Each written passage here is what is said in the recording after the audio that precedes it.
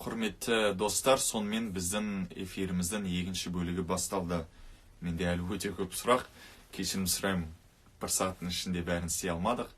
Бірақ сонда да тырысақ. Сұрақтар негізінде жеке менің пікірім бойынша күрделі және маңызды болып келеді. Сұрақтар енді менде тағы да 9 сұрақ бар.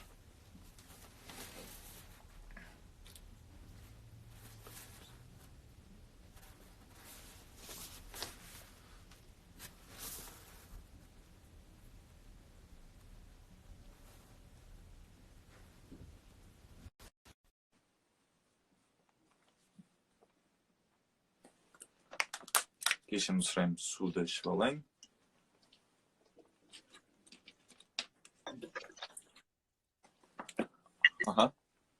Қалай естіліп тұр ғой, бауырым? Естіліп тұр. Уақыт бітіп қалды ма, Ғани? Екіншісі басталды. Екіншісі басталды ма? Иә. Болды, Ғани, регламентті былай дейік. Бір-екі сұрақ қой, бір 20 минуттан аспасын. Ертең видеоға салғанда созылып кетпесін деген ғой, ол халыққа ұнамайды, ол созылған бейне. Бұнда қазір не болғанша... Егер қалай ойлайсың, бауырым, егер біз... Қайда барасың? Оны бөлікпен... 15-20 минут болсын. Сыдамайсыз ба? Ғани, қазір онда прямой эфирға шығам, қазір Жасаралыға далаға шығып кетті қазір. Болды, жақсы. Қазір хабарласам, сен тікелей эфирде отыра тұр, бір 10 минут. Рахмет, бауырым. Жақсы, рахмет, бауырым. Қазір шығам.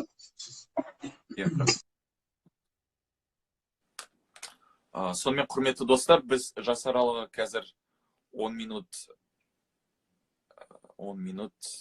break time алды.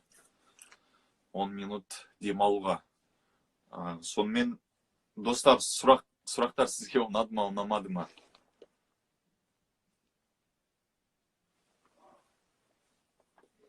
Сонымен бізде мен қазір 7 сұрақты қойып болдым. Бірінші сұрақ Жасаралыған 3 ең басты жетістігі, әрекеті.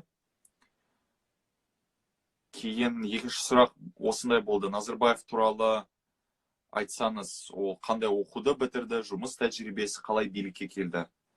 Осы екінші сұрақ болды. Үшінші сұрақ 86 жылғы қанды оқиға қалай және неліктен басталды және кімге пайдалы. Төртінші сұрақ 86 жылғы қанды оқиға мен Жаңаөзен оқиғасымен ұқсастық бар ма? Соның дирижері кім және кімге пайдалы? Бесінші сұрақ Жаңаөзен қанды оқиғасының сценарийі қалай болды? Сыртқы күштердің әсері болды ма? Алтыншы сұрақ Рахат Алиевтің өлімі, Алтынбек Сәрсенбаевтың, Заманбек Нұрқадиловтың өлімдеріне кім кінәлі және кімге ол пайдалы? Жетінші сұрақ Челахтың скандалы, жаңа Арқан Керген скандалы, шекара қызметкерлерін атып өлдіуі кімге пайдалы және кімге керек?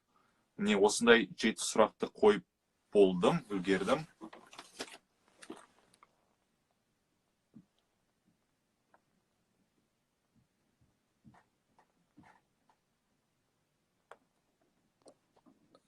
Гүлжан Ахметова, сіздің сұрағыңыз, қайтып жазсаңыз сұрағыңызды есіме түсірсеңіз жақсы болар еді. Рахмет.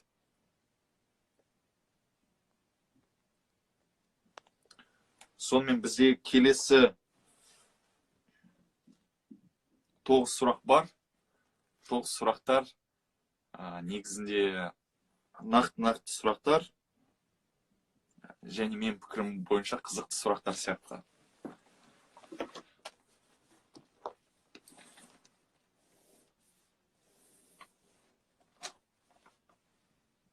Сонымен келесі сұрақтар Ресей жайлы болады, Қытай жайлы болады, Тоқаев жайлы сұрақтар болады. Жалпы келесі 9 сұрақ соның ауқымында.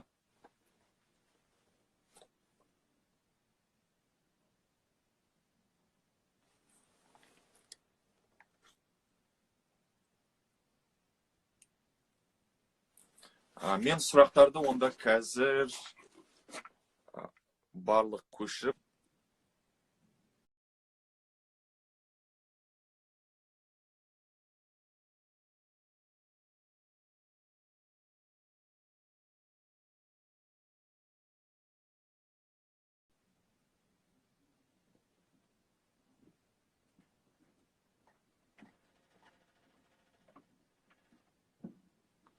сұрақтар көшірілмейді екен.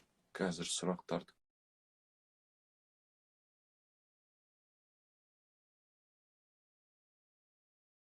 көрейік. Paste. Сонымен мен кешірім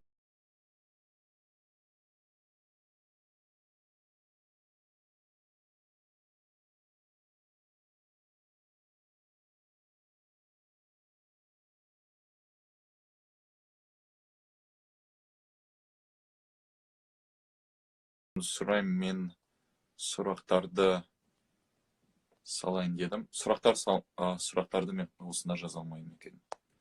Тым ұзақ. Жаса.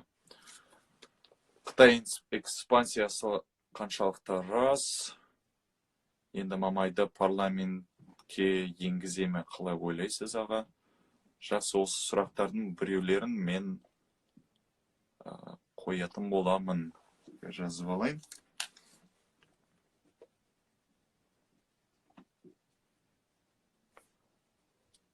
Мамайды парламентке кіргіземе?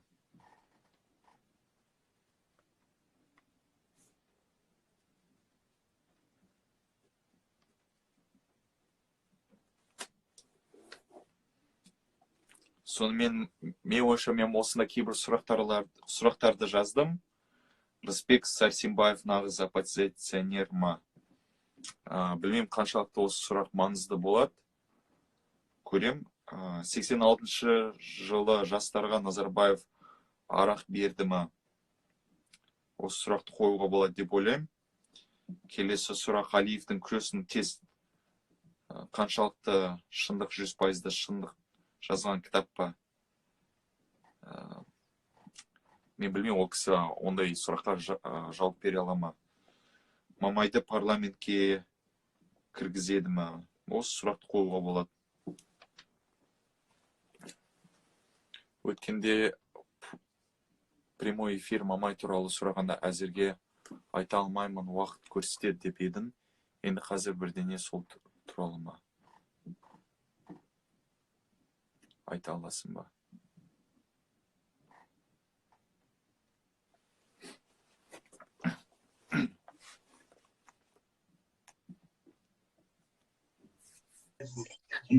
Я, асық, я.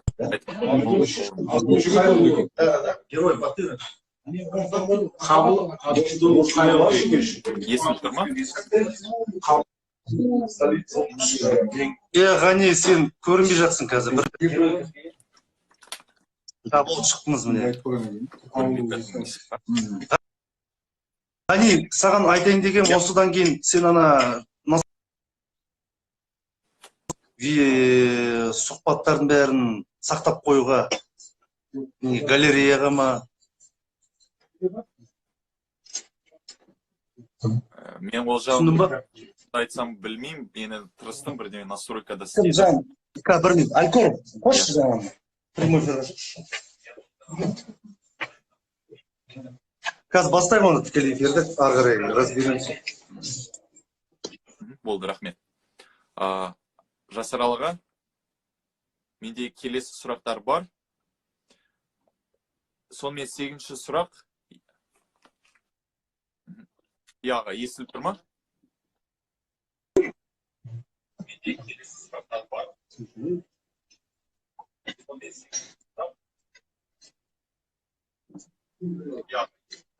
Естіп тұр.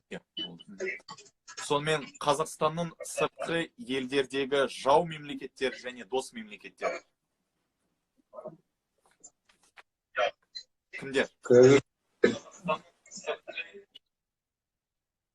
Елдердегі жау мемлекеттер және дос мемлекеттер.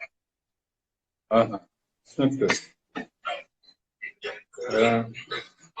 Қазақстан үшін қазіргі таңдағы ешқандай номер бірінші ол Қытай.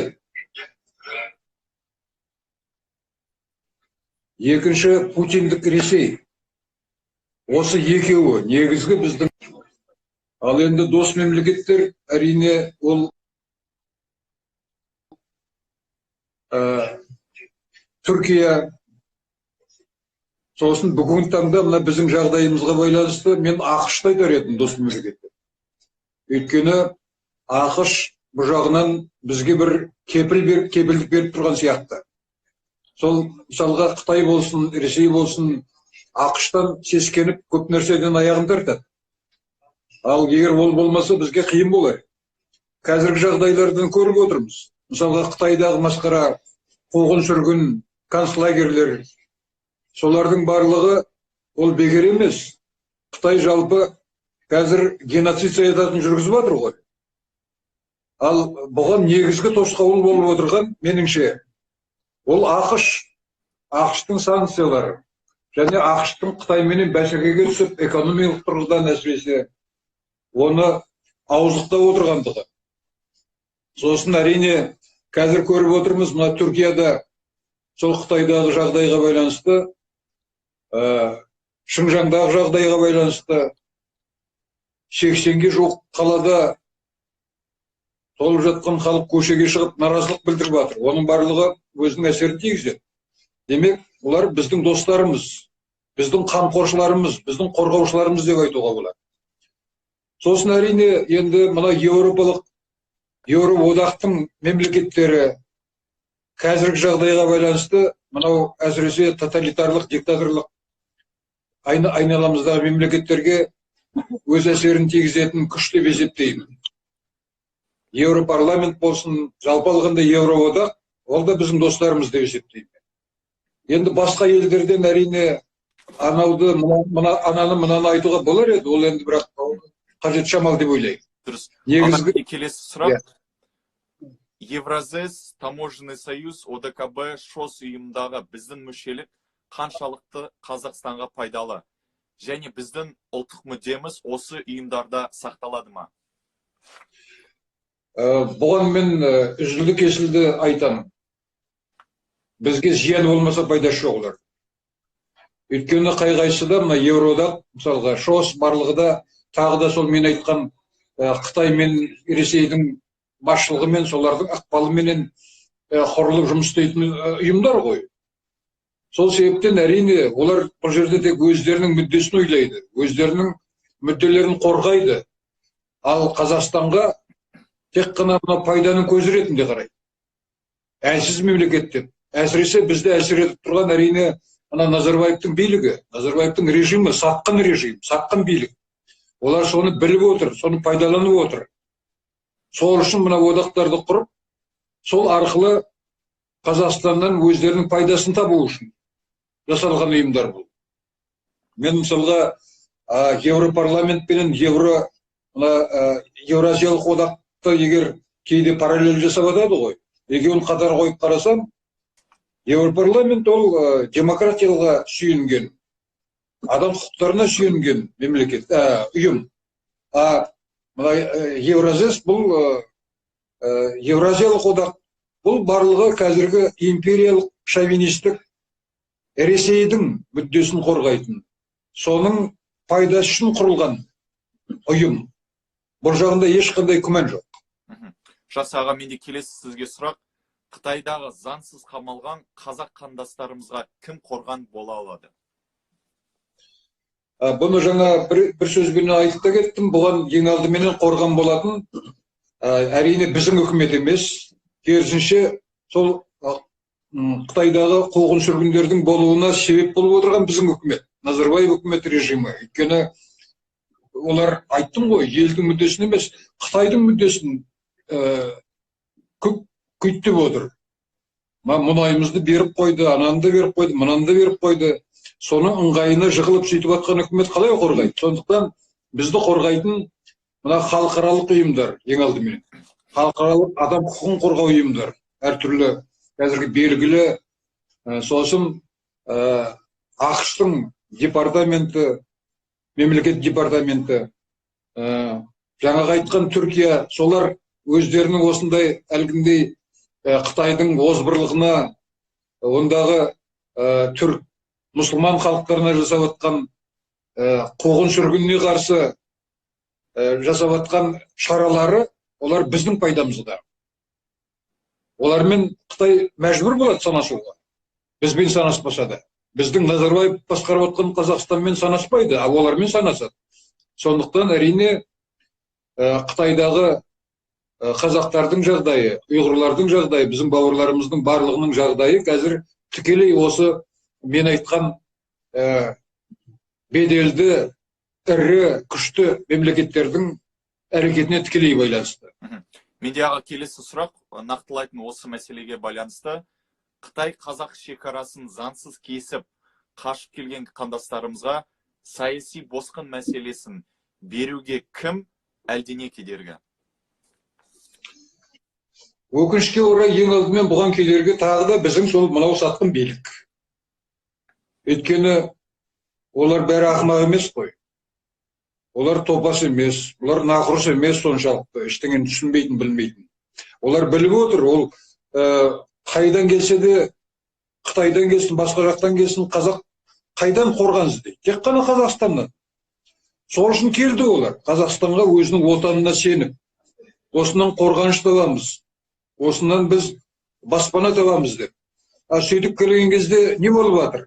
Жаңағы Қытайдан қорқатын, Қытайдың мүддесіне жұмыс істеп отырған Назарбаев билігі оларды қорғаудың орнына әртүрлі қауіп төндіріп қойды. Біз білеміз ғой қандай тартыс болған Сайрагүл келген кезде.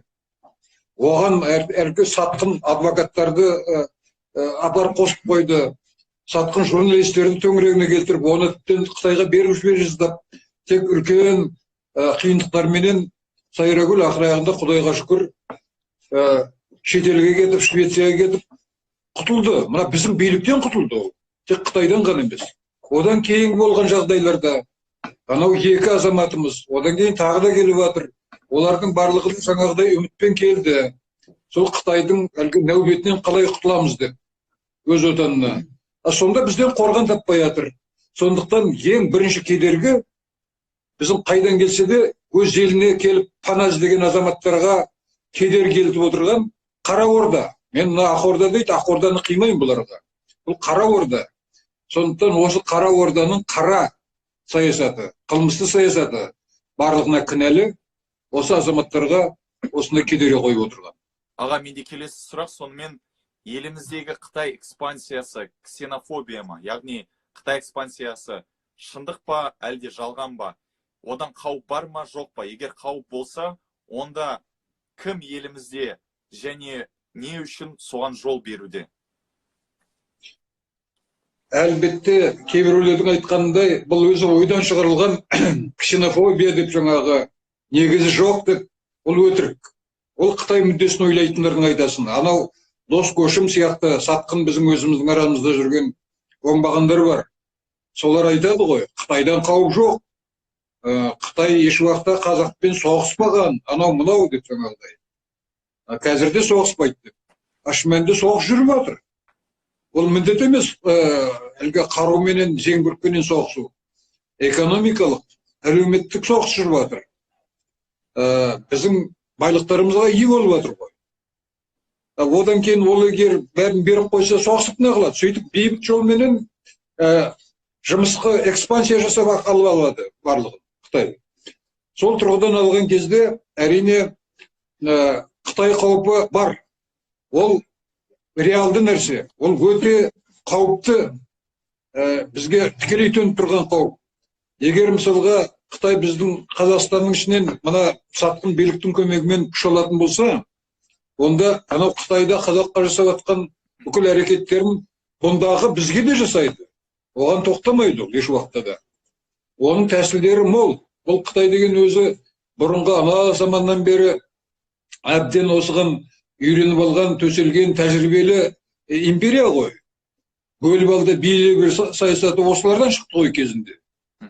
Сондықтан да Қытай қаупі өте үлкен қауіп, және бұл шын қауіп. Бұған ешқандай күмән жоқ. Аға, менде келесі сонымен сұрақ. Тоқаев реформатор ма? елбасы ретінде қаншалықты Назарбаевтан ерекше, араларында бақталастық бар ма? Тоқаевтан кейін кім елбасы болады? Бізде монархия болады ма? Әрине, Тоқаев ешқандай президент емес, оны бірден айтамын. Өздеріңіз білесіздер, кешегі болған өтірік сайлауда, анау өтірік қуыршақ кандидаттар қатысқан ішінде Қосанов деген саяси алаяқ бар. Барлығы да тек қана Назарбаевтың тізімімен сайлауға түсірілген адамдар. Ол соның ішінде Тоқаев ең бірінші. Баяғыдан бері Назарбаевтың қолбаласы бұл. Не айтса соны жасайтын. Ол жөнінде одан бұрын да әртүрлі жағдай байланысты мен жазғанмын, айтқанмын. Тоқаев ол Назарбаевтың айтқаннан шықпайтын қуыршақ адам деп. Сол сияқты ол жаңағыдай не айтса да көнетін адам ретінде Назарбаевқа өте қолайлы адам ретінде президент болды. Оның ешқайда шықпайтынына, қарсы келмейтініне көзі жеткендіктен, соны білгендіктен Назарбаев оны президент қылды. Халық сайлаған жоқ оны. Шын мәнінде ол Назарбаевтың тағайындалуымен президент болған адам бұл. Соны қазір көрсетіп отыр. Оны кейбіреулер мақтағысы келеді. Тоқаев реформа жасап жатыр, үйтіп жатыр, бүйтіп жатыр деп. Шын мәнінде ешқандай да әлгіндей шын мәнінде реформа дейтіндей реформа өзгеріс жасап жатқан жоқ бұны. Тек көзбайлаушылық, жасағандай түр көрсету. Мысалға бір мысал келтірейін. Ол айтты ғой. Мына біздің еститін мемлекет, слышащее государство, должно обеспечивать защиту народа от самодуров, чиновников. Такие нам не нужны, мы от них будем избавляться деген сөз айтты Тоқаев. Былай қарағанда күшті сөз. Ал бірақ соны іс жүзінде ол жасап атқан жоқ қой. Қазір озбырлықтар жүріп атқан жоқ қой. Міне осы қазіргі осы отырған өздерің сол озбырлықты көрдіңдер. Қамалдыңдар, шықтыңдар. Қазір қамалып жатыр, отырғандар бар, шыққаны бар. Қай-қайсысы да зорлық, зомбылық көріп жатыр. Самодурство деген қазақша жүгенсіз кету деген. Чиновниктер білген істеп жатыр, бірақ та Қонай оларды, кешіріңіз, Тоқаев оларды тоқтатып атқан жоқ қой, көріп отырмыз. Демек, бұл да барлығы да тек популизм қарапайым. Ол және де ол бақталас емес. Назарбаевпен бақталас емес. Менде сонымен келесі сұрақ бар. Қазіргі диктаторлық жүйені ауыстыруға болады ма? Егер болса, онда қалай? Болады. Неге болмасын? Бұл дүниеде еш уақытта да ештеңе мүмкін емес деп айтуға болмайды. Және мына тығырықтан шығуға болмайды деп айтуға болмайды. Әр кезде де оның жолы болады. Бар, тек соны дұрыс таба білу керек. Сол тұрғыда әрине бұл диктаторлық әбден іріп шіріген озбыр жүйеден құтылудың жолдары бар екенін біз басқалардың үлгісінен көріп отырмыз. Біз енді бұл әлемде жалғыз тұрып атқан жоқпыз ғой. Айналамызда қаншама мемлекеттер, оның ішінде кешегі КСРО-ның құрамынан бірге шыққан мемлекеттер, солар бастап көрсеткен жоқ па? Грузия бар, Украина бар, Молдова, Армения, мынау көрші Қырғызстан, солардың барлығы қалай өздерінің әлгіндей бізге ұқсас басшыларынан билік жүйесінен құтылып жатыр. Көшеге шығып, қолдарына қару алып соғыс ашқан жоқ ешқайсысы. Барлығы да баяғы өздеріміз жақсы білетін Махатма Ганди, әйтпесе Нельсон Мандела, солардың үлгілері бар емес па? Күш көрсетпей қарсылыққа шығу. Соны пайдаланып, мақсаттарына жетіп жатыр. Ол үшін тек қана керегі халықтың осы мәселеге жұмылып, бір адамдай болып шыққаны көшеге. Нөпір болып шыққаны керек бізге, көп болып шыққаны керек. Сонда оған ешкім қарсы тұра алмайды. Оны тәжірибе көрсетті жаңа мен айтқан мемлекеттердің. Сол себептен біздің де осы жолымыз алдымызда жатыр. Бұл нағыз оңтайлы, пайдалы жол. Мына соны біз де пайдалануымыз керек. Ол үшін қазіргі мына билік экстремистік ұйым деп нақақ сот шешімін қабылдап заңсыз қылып қойған, былайша айтқанда тырнақшада ХДТ ұйымы, оны басқарып отқан Мұхтар Әбіләзов, солардың жолы ең дұрыс жол. Олар еш уақыт айтқан жоқ, қару алып қарсы шығу керек деп. Бейбіт жолменен біз осы мақсатқа жетеміз деп отыр. Сондықтан оларды қолдау біздің міндетіміз, парызымыз. Сосын енді осы жерде мен бір ойыма келіп жатыр, айта кетейін. Мұхтар Әбіләзов дегеннен кейін айтып жатырмын. Мұхтар інімнің әкесі өзіміз сыйлайтын үлкен ақсақалымыз, Қадыр ақсақал, Қадыр ағамыз туған күн екен бүгін. Сондықтан мен шын жүрегімнен ол кісіні құттықтап қойғым келеді. Мықты денсаулық тілеймін. Алла тағала жар болсын. Мына өзі де айналасы да аман болсын. Сол Мұхтар баласының, басқа да өзінің айналасындағылардың барлығының рахатын көрсін, жақсылығын көрсін. Әр уақытта тек аманшылық болсын. Мен осыны тілеп қойғым келеді. Өте жақсы, рахмет. Сонымен аға, менде аудиториядан сұрақтар келді. Жалған оппозиция және шынайы оппозицияның айырмашылығы неде? Жалған оппозиция менен шынайы оппозицияның айырмашылығы іс әрекетінде. Жалпы мына жалған оппозиция әр кезде олардың ең негізгі қаруы мына халықты алдап, миын ашытып, басын айналдырып, өзіне сендіру үшін қолданатын қаруы әдем сөйлейді. Әдем сөйлейді. Үйреніп алған, машықтанып алған. Мына қараңыз. Қосанып қалыңыз, кезінде осы балын тамызып сөйлеп, әсіресе мына халықтың оған сенген себебі, ол қазақша сөйлейді. О, мынау деген қазақы болады. Ал соны пайдаланған Қосанып ақыр аяғында не істеді? Біз қанша айтып, ескертіп, оның алаяқ екенін, ол халықты алдайтын, ақыры лақтырып кететінін айтқанда, көнбей, соңынан топырлап еріп кеткендер, ақыры Қосановтың тарапынан сатқындық көрді ғой. Тап-таза сатқындық. Маңдайын ұрып кеткендей болды барлығы. Қазір де мына сондай жағдайлар болып жатыр. Мына Мамай шығып жатыр. Керемет партия құрамында, сосын сол партияның көмегімен Нұр Отанды быт-шыт қылам, тасталқан қылам, мына билікті құлатам деп шығып жатыр. Ондай сөзді жаңа айттым ғой, Әбіләзов еш уақытта айтқан жоқ. Тасталған қылам, құлатам деген жаңағыдай әңгіме жоқ. Бұл айтып жатыр. Бірақ сонда да, мінекей, көрдіңіз ба? Емін еркін бүкіл Қазақстанды шарлап жүріп, әлгі партиясын құрып жатыр. Әр облыс сайын. Ал оның бер жағында мына билік, мына зорлықшыл билік. Керек десе тіптен тек анау КДТ-ның әртүрлі материалдарына лайк соққан үшін көп балалы аналарды соттаған жоқ па? Сөйтіп отырып, бұларға әлгінде жол ашып қойды. Мына берікті құлатам, тасталқан қылам деп отырған адамдарға.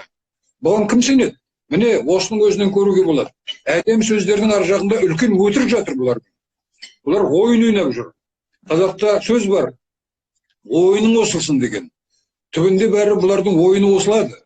Өйткені бүйтіп арамдықпенен халықты алдап, ондай тірлік жасап, ол мақсатына ұмтылуға болмайды. Бұл өте қиын нәрсе, халықты алдау деген. Халық ол Құдайдың екінші аты.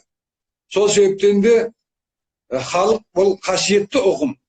Халықпен ойнауға болмайды, халықты алдауға болмайды. Бұлар ойнап жүр, алдап жүр. Мына жалған оппозицияның белгілері осыдан көрінеді. Әйтпесе анау сол Мамайдың қасында жүрген өкінішке орай бұрын тым жақсы адамдар сияқты көрінетін Инга Иманбай, әйтпесе жаңағы Төлеген Жүкеев, Дубановтар, олар да осы сорттағы адамдар, барлығы да 200-ді алаяқтар.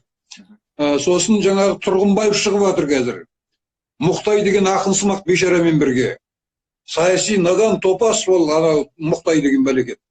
Өзі бұрын милиция болған, өзі айтады ғой, бұрынғы милиция болмайды, ол милиция болып қалады өмір бойы. Сол Қуаныш Мұқтай менен Тұрғынбаев екеуі жұптасып алып, халықты оларды алдап жүр. Біз партия құрамыз, сосын барлық жағдайды шешіп береміз халыққа деп. Тұрғынбаевтың айтқан сөзі бар. Біз парламентке кіреміз де Назарбаевты қуамыз дейді. Сосын Тоқаевты конституциямен кетіреміз деген сондай әңгімелерін айтып жүр. Бұның барлығы алдау. Олардың барлығы да тек сондай сөзіменен мына саяси сауаты төмен халықты алдап, өздерінің мақсатына жеткісі келеді. Міне, жалған оппозицияның негізгі белгілері осылар. Олардың әдем сөйлеп өтірік айтатындығы. Ал шын оппозиция еш уақытта ондайды айтпайды. Шын оппозицияның үлгісі, жаңа мен айтқан КДТ, Әбіләзов, соларға қараңызда шын оппозиция қандай болатынын біліңіздер. Түсінікті аға. Сонымен менде қазір эфирден 6 сұрақ бар. бірақ ол сұрақтарға тек иә немесе жоқ ретінде жауап беріңіз, жақсы ма? Сонымен бірінші сұрақ, Жанна Ботаны Украина Қазақстанға жібереді ме? Сіздің пікіріңізше, иә жоқ? Мен ойлаймын, мына Зеленский жағдайында оны жібере қоймас деп ойлаймын. Сонымен жоқ. Келесі сұрақ аудиториядан. Меніңше жібермейді. Рысбек Сарсенбаев нағыз оппозиционер ма? Я немесе жоқ? Мен ойлаймын, мына Зеленский жағдайында жібере қоймас деп ойлаймын. Келесі сұрақ аудиториядан. Меніңше жібермейді. Рысбек Сарсенбаев нағыз оппозиционер ма? Я немесе жоқ?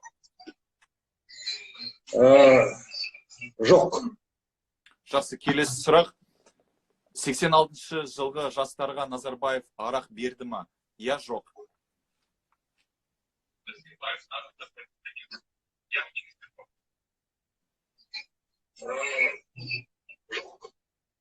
Жақсы, келесі сұрақ. 86 жылғы жастарға Назарбаев арақ берді ма? Я жоқ? Жоқ. Арақ болған жоқ оларда. Келесі сұрақ, төртінші, осы сұрақтардың барлығы да аудиториядан. Алиевтің «Крестный тесть» кітабы шынайы кітап па, әлде жалған кітап па?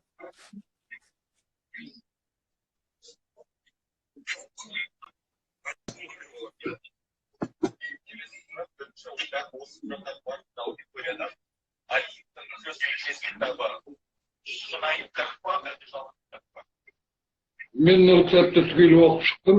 Өзім сараптап, өте мұқият оқыдым. Ол шын кітап. Жақсы, келесі сұрақ. Мамайға сенуге болады ма? Я жоқ? Жоқ. Келесі сұрақ, соңғы аудиториядан.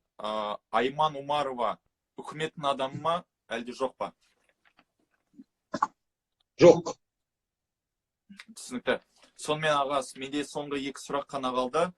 Бірінші сұрақ, сіз қазір естуімше, білуімше кітап жазып жатырсыз. Осы кітап не жайлы және қашан шығады? Бұл кітап менің баспаханадан шығуға тиіс болған тұңғыш кітабым. 70-ке келіп, өзімнің 70 жасыма соны өзіме сыйлық жасайын деп дайындағанмын. Баспаханаға бергенмін. Соны мына 3 әріп келді де баспаханадан тәркілеп алып кетті, шығартқызбай. Сосын мен мына қасымыздағы Бішкекке шығартқым келіп, сонда бір баспахана тауып бергенмін, келісіп.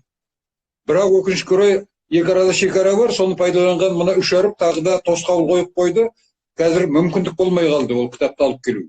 Ал енді ол кітаптың мазмұны мен өзім жоспарлаған. Анау бұрыннан менің сонау 80-ші жылдардан бері жарық көрген дүниелерім далада қалмау үшін соларды кітап қылып шығару мақсатын қойдым. Сөйттім де осы бірінші кітабыма 80-ші жылдардың аяғымен 91-ші жылға дейінгі материалдар кірді. Демек, осыдан 30 жыл бұрынғы материалдар. Соның өзін шығартқызбай отыр ғой енді. Ал менің мақсатым, жоспарым, Құдай қаласа, сол бірінші кітапты шығарсам, соның ішінде көптеген тарихи жағдайларды табуға болады, мына жұртшылық. Көп адамдар білмейтін материалдар бар оның ішінде. Оны қазір сараптап бәрін айта берсе, ол жаң әңгіме. Егер ол кітап шықса, сосын Құдай қаласа мен әрі қарай одан бергі 28 жылдың материалдарымды да топ-топ қылып, жинап, кітап қылып шығара беремін. Соны халыққа жеткізсем деген менің арманым бар. Қазір енді мен жасым келіп қалды, Құдай маған қанша өмір берді, оны мен білмеймін ғой. Сондықтан қолдан келгенше осы кітаптарды бір шығарып кетсем, ол менің артымда қалған бір мұра болар еді деп есептеймін өзім. Жақсы. Аға, менде сонымен соңғы сұрақтардың бірі, Шыңғысхан қазақ па? Шыңғысхан қазақ, оған ешқандай күмән жоқ. Шыңғысханның қазақ екендігі қазір 200% дәлелденді. Оны мынау жаңағы Тұрғынбаев сияқты, тағы басқа мынау басқа да мейірленіп қалған тарихи надан бейшаралар ғана айтады, олай емес. Ол дәлелденді. Мен де өзім талай рет жаздым. Біздің бүкіл хандарымыз барлығы да Шыңғысхан ұрпақтары. Оларды жоққа шығару, ол қазақты жоққа шығару. Ол қазақ сонау көне заманнан бері іргелі халық бұл. Біздің құрамымызға кірген ру тайпалар кезінде Шыңғысханды ақ киізге отырғызып хан көтерген тайпалар олар. Кейін біздің ұлтымызды құрады. Сол тұрғыда ол өзі жалпы Шыңғысхан қияттан шыққан. Ал қият ол біздің құрамымыздағы ру ғой. Сосын оның жұбайы Бөрте анамыз, ол Қоңырат өзі. Ол да біздің құрамымызда. Сосын енді балалары да соған сәйкес біздің өзіміздің туған бабаларымыз кешегі заманнан бері бүгінге дейін жалғасып келген төрелер тұқымы сол Шыңғысханның ұрпақтары ғой. Ең соңғы мына Қазақстан үшін шайқасып, соғыс ашып, өз басын берген Кенесары соңғы ханымыз. Ол да Шыңғысханның ұрпағы. Одан бергі Алаш үкіметін құрған, Алашорда қозғалысын басқарған Әлихан Бөкейханов, ол да Шыңғысханның ұрпағы. Сондықтан оларды жоққа шығару, олардан бас тарту, мына біздің өзімізден бас тарту деген сөз. Қазақта сөз бар, қағынан жарылған құлан дейді. Демек, өзінен жерген, қағынан жерген құлан деп айтады. Өзінен өзі жерген болмайды. Сол себептен мына нелерден сауатсыз, надан, тарихшымақ, саясатшымақтардан біз арылуымыз керек. Қазақ өзінің шын тарихын өзі жазып, өзі дәлелдеп, өз пайдалану керек. Түсінікті. Сонымен аға, менде тек қана соңғы сұрақ сізге бар. Назарбаев қазақ тарихында қандай атпен қалады? 3 сөзбен айтсаңыз, тек қана 3 сөзбен сүретсеңіз, қандай атпен тарихта қалады? Бұл Назарбаев ешқандай күмән жоқ. Біріншіден, билікті заңсыз басып алған адам, екіншіден диктатор, үшіншіден сатқын ретінде қалады тарихта. Болды, рахмет сізге. Сонымен Жасар аға, сізге үлкен рахмет. Жалпы барлық аудиторияда маған комментарий келіп жатыр. Жасар аға, сіз қазақ еліне керексіз, өте пайдалы адамсыз, денсаулығыңыз зор болсын. Кітабыңыз шыққан кезге олар барлығы да соны алып, тамашалап оқитын болады. Сонымен Жасар аға, сізге үлкен рахмет. Осы 2 сағаттай уақыт бөлдіңіз. Денсаулығыңыз зор болсын, және елімізге әлі де пайда әкелетінізге біз бәріміз де сенеміз, және артыңыздан біз де еретін боламыз. Рахмет сізге.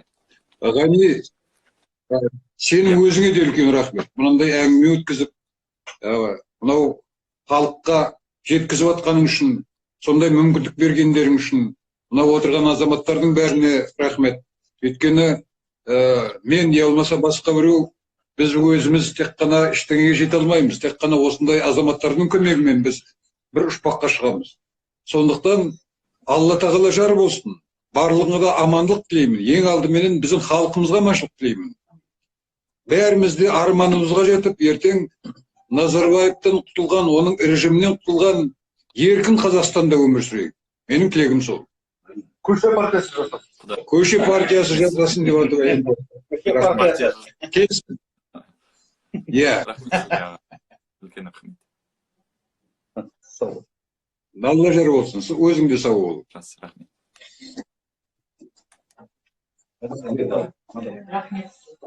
Рахмет. Сонымен, құрметті достар, сұрақтар қалай сізге? Ұнады ма, ұнамады ма? Жауаптар мен жағынан мүмкін бір қателіктер болды ма? Сол жағының бәрін жазсаңыз, мен комментарийні оқуға дайынмын. Қай жерлер ұнады, ұнамады? Сұрақтар.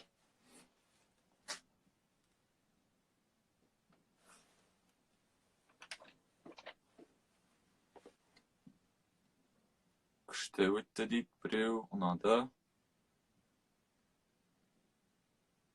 Эфир сақтала ма? Эфир сақталады деп ойлаймын. Менің телефонымда бірақ сақталмады, өкінішке орай. Көреміз енді, мүмкін басқа бір Алматыда эфир сақталған деп ойлаймын. Ал енді өзіміз болып шай ішейік. Я, дұрыс шай ішейік. Менде шай жоқ, бірақ су бар. Сонда кешірім сұраймын, суды ішіп алайын.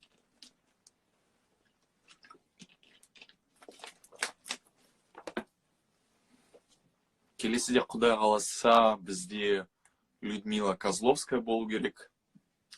Құқық қорғаушы адам сонымен тікелей эфирде өтеді орыс тілінде. Кейін Құдай қаласа бізде тағы да Жанболат Мамай болады деп ойлаймын. Негізінде ол кісімен келістік. Әйелімен қай уақыт әлі белгілемедік, бірақ ол кісімен өте қызықты эфир болады деп ойлаймын. Сонымен негізінде біз тырысып көреміз. Біздің ұйым Еркін Қазақтар, Free Kazakh, Қазақстандағы барлық танымал саясаткер немесе блогерлермен тікелей эфирде сұхбат өткізуге, немесе дебат. Міне, енді көреміз, Құдай қалса жаңа жылда бізге одан да басқа әртүрлі адамдар, әртүрлі саладағы адамдар сұхбатқа келіп, солармен бірге тікелей эфир өткіземіз. Аблязов туралы сұрақ қойдыңыз, иә? Гүлжан Ахметова 26 осындай бір сұрақ қойды. Егер Аблязов президент болса, сен, яғни мен Ғани, премьер-министр болам ба ол кісінің?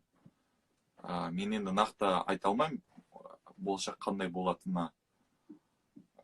Бізде енді білуімше, біздің ұйымымыздың, ол ұйымның бағдарламалары әртүрлі. Сондықтан енді білмеймін, қандай коалиция бола ма, болмай ма, ол жағын айта алмаймын.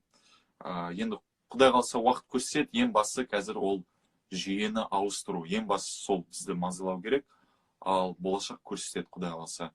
Сонымен мұнда бас админ айтты, эфирді тоқтату керекпін деп. Сондықтан, құрметті достар, баршаңызға рахмет.